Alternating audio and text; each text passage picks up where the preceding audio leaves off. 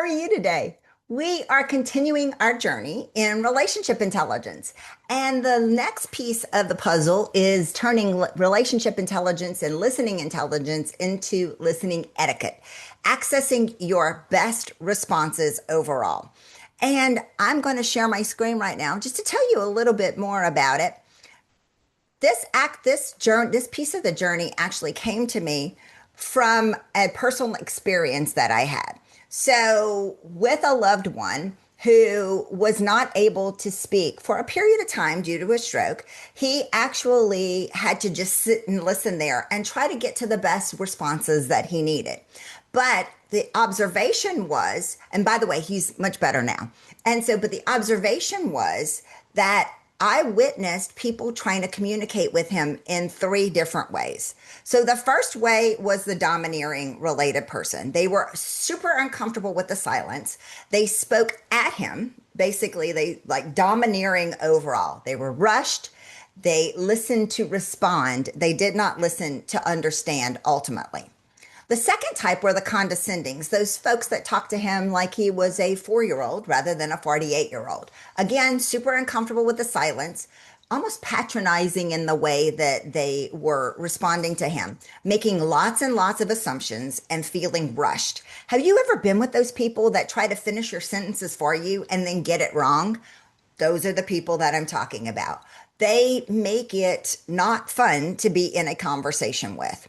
And then the third type of folks I actually call the active listeners, those presence dwellers, being super relaxed in the conversation, throttling it back, being super patient, leaving space for the conversation and for him to get to his words and truly staying present. So, what kind of responder are you? How do you respond? Are you super rushed? Are you super domineering? Are you condescending in the way that you're giving responses to your clients or your colleagues or your allies? And then ultimately, are you okay to just stay present? Are you okay to let the conversation come to you and listen to understand ultimately rather than listening to reply? That will tell you a lot in terms of the like, are people excited to be able to have this conversation with you?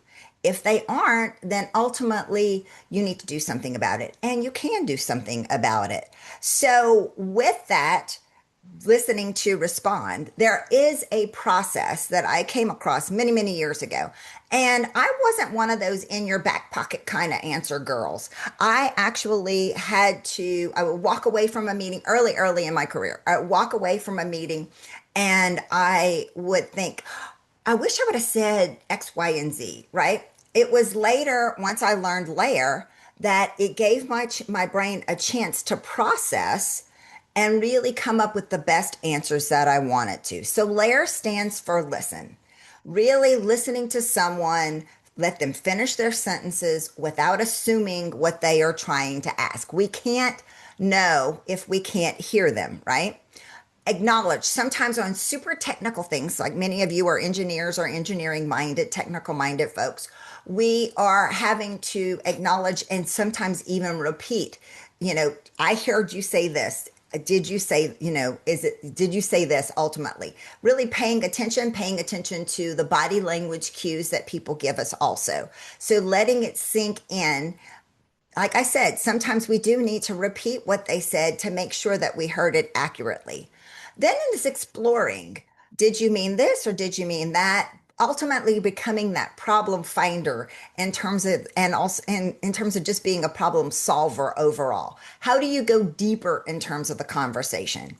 And then being able to finally respond. The big bow that you put on the end of it is saying, did that answer your question? Because people are asking you a question, not just because they want to ask you a question. They're ultimately asking you a question because they want to know the answer. So the easiest example that I have is when I do BD Dynamics training, I actually use this as part of the relationship intelligence piece of it.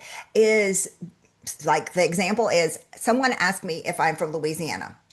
I acknowledge you asked me if I'm from Louisiana. Now, on this one, yeah, I wouldn't have to go through the whole thing because it's not a technical question.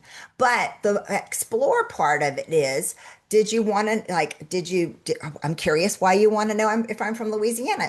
Do you perhaps have, your your senior that's graduating from high school is going to LSU in the fall? Are you taking a big trip to New Orleans this summer?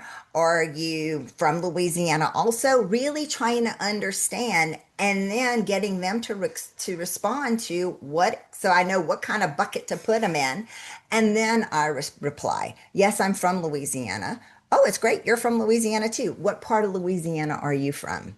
Really being able to barter. But if I didn't know what the root cause of their asking me if I'm from Louisiana is, what's the source, then I'm going to make a lot of assumptions. So really simple example, but really, really important to being able to get to the root cause of what we're trying to understand. Stay tuned because the last part of the listening etiquette component of relationship intelligence is coming up real soon. You take good care and I'll see you soon.